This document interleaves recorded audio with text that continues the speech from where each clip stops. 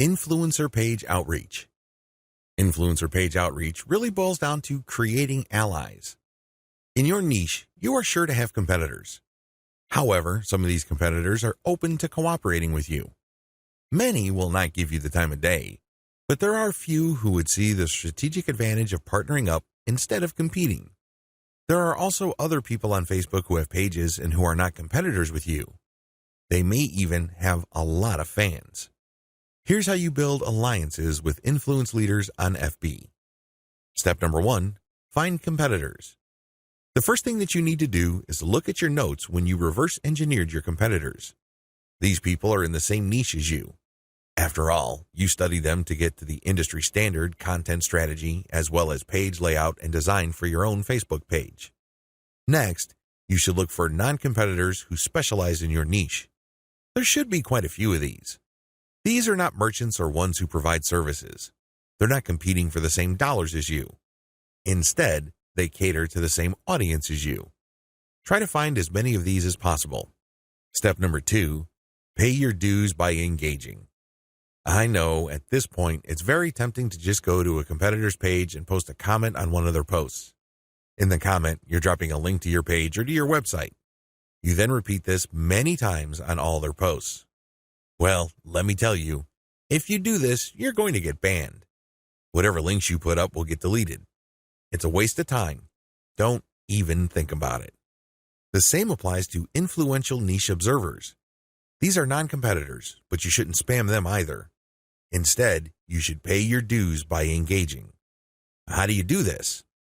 First, you need to share high-quality content. It doesn't matter who wrote the content. It doesn't matter where that content goes to or links to. What's important is that it provides maximum value to anybody reading that content. It has to be on point.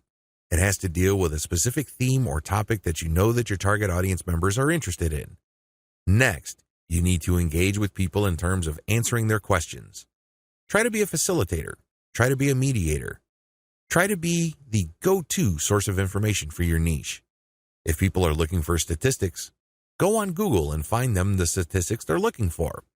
If they're looking for a video, go to YouTube and search for the content that they're looking for. The more you do this, the more people will pay attention to you because, let's face it, in any kind of online group communication platform, only a very few people actually produce high-quality content.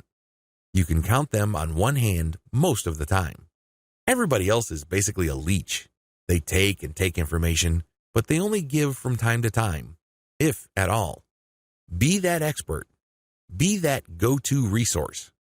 Another way you can engage is by asking questions. Now, these questions should not be very basic or dumb questions. Instead, they should be deep, insightful questions. You can also ask questions that try to tie many issues together. Many people are concerned about many different issues.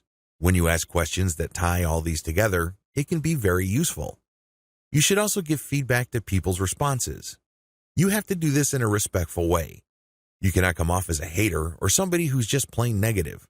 There is such a thing as constructive feedback.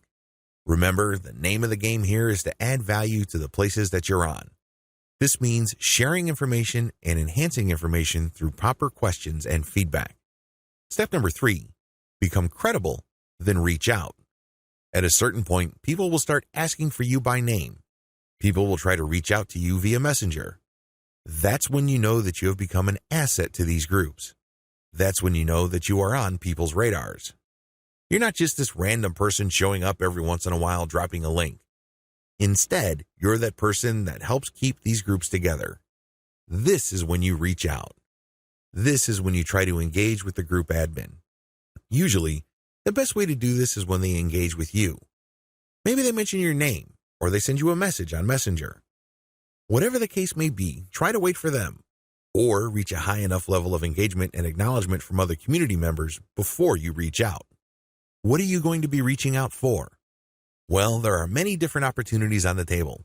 You can ask to swap content with your page. Most page admins don't have a problem with this. You can also ask for a shout-out. Basically, the admin of the page that you're on will tell page fans to check out your page because your page is a friend of the page they run.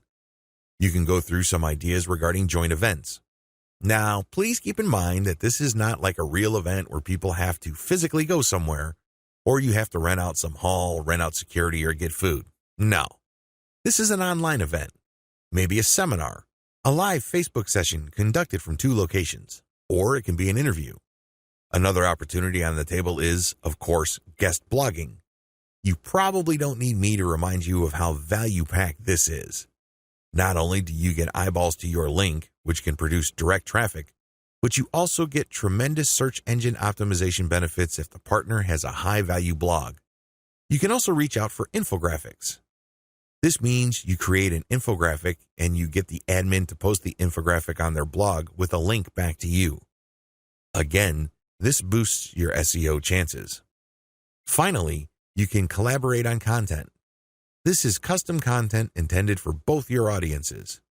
Regardless of how you cut it, influencer page outreach is a very powerful way to market on Facebook for absolutely free. Seriously, your only investment is your time. And what makes it so awesome is the fact that you are leveraging the hard-won credibility and authority of your partner. They've been there before. They put in the work and the time to develop a rapport and a solid brand with the people that follow them. When they give you a shout-out or they feature your content, or they co-host an event with you, they lend you some of their fame, which makes you credible. You're no longer some random stranger who came out of nowhere. Instead, people get this idea in their minds that if somebody they respect and admire recommends a new person, then I'll give that new person a shot. Maybe that new person is worthy of my admiration and respect. Building alliances with influential niche players is definitely worth doing. But please keep in mind that it does take time. However, if you are passionate about your niche and you view your Facebook marketing business as a real business, then this should not be a problem for you.